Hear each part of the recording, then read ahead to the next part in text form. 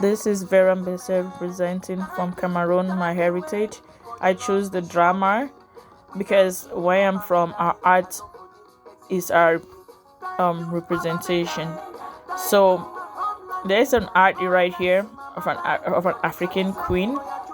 You can see her headscarf, the way she ties it is right up and is big. From where I'm from, you could tell a princess from a queen mother by the size of their headscarf. So right here, this is a princess because her headscarf is not as big. In Cameroon, we have 10 provinces, and each province represents by the color of their fabric and the design. Right here, here's a lady from the northwest region where I'm from. I have some of these outfits at home too. So back in Cameroon, if you see her dressed like this, she's probably going for a cultural event or a wedding or going to visit the palace. If you see her like this, you don't need to ask her where she's from. By her outfit, you know exactly what province she is from. Right here, this is another fabric. This fabric represents the West, people from the West in Cameroon. When they are also dressed in their traditional fabrics when they have like events, weddings, a birth celebration, naming celebrations, they dress in this regalias. And the regalias have some arts from their palace that is being crafted on it.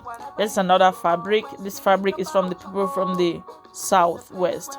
If you see somebody dressed like this in Cameroon, we already know exactly where this person is coming from and know exactly what occasion they're heading to. Here's another fabric. This is from the people from the Littoral province. If you see it, you know exactly where they're from and where they're coming from, and it represents exactly who they are. And this represents who I am.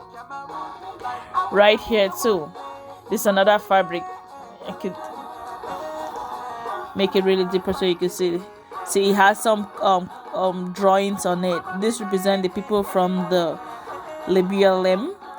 They have like some drawings on it, and the good thing about Cameroon culture is that most of their designs represent your flag: green, red, yellow. The music that is playing behind, I choose a cultural music. This music represents Cameroon. It's a Cameroonian guy that sang the music. It's talking about the good and fruitful things that is happening in the regions of Cameroon, exactly from Bamenda, where I'm from. Their craft, their hard work, and all the good things that they do. Here's another fabric. This one is from the Ebolowa regions. If you see this, you know this person is from the Ebolowa regions, and they mostly wear this too when they have like a big celebration going on. I'll move to like our traditional weddings. Like right here, we are known for our accessories. We always have a lot of accessories when we put on our traditional regalia. Right here, this is a bride. If you go to an occasion and if they don't add that, if nobody tells you who the bride is, you will find out by the way the bride is being dressed. You see her with a lot of accessories on her. All this is beaded, hand beaded, made, handmade. Most of them is made in the palace by the queen mothers. Queen mothers are the wives of the chief. A chief is like a ruler, like a big ruler. So this is being made by them, and you see them, they dress in it. Right here, this is like a traditional wedding. This is the bride's dad, and then this is the groom. So you see they're all dressed in their traditional regalia. So when there are big occasions, you see them dressed in it. So this person too is dressed in their regalia.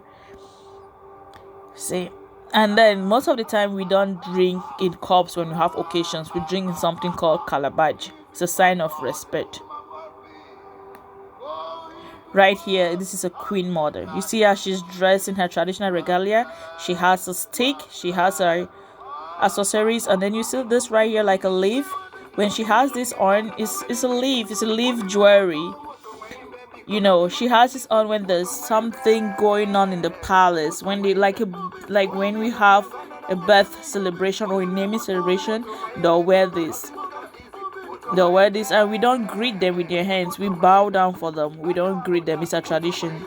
So we can't greet the queen mother with our hands. We bow down and then we give her respect, and we don't call her by her name. We call her queen.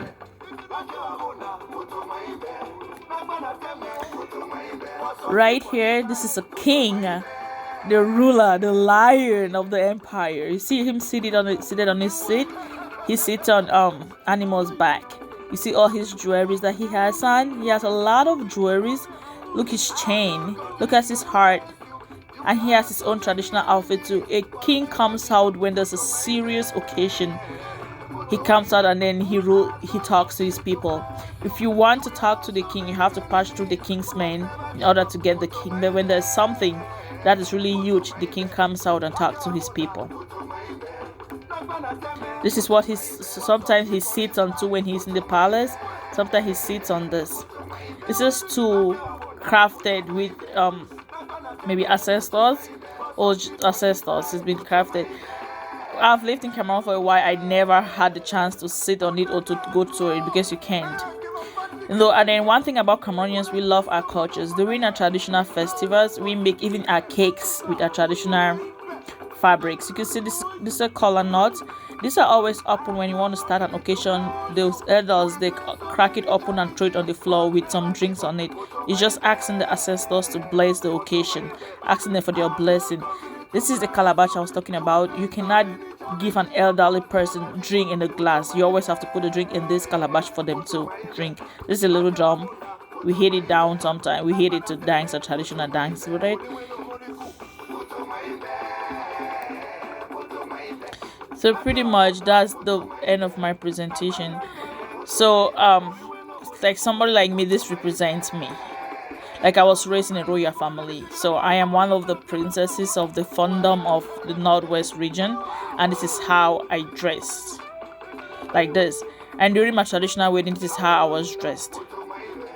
And you tell by the number of beads the princess has on, you know exactly. Here in Minnesota, we practice our culture too. When we have cultural events, we come out with different colors, and we attend the events. In Cameroon, we have two official languages.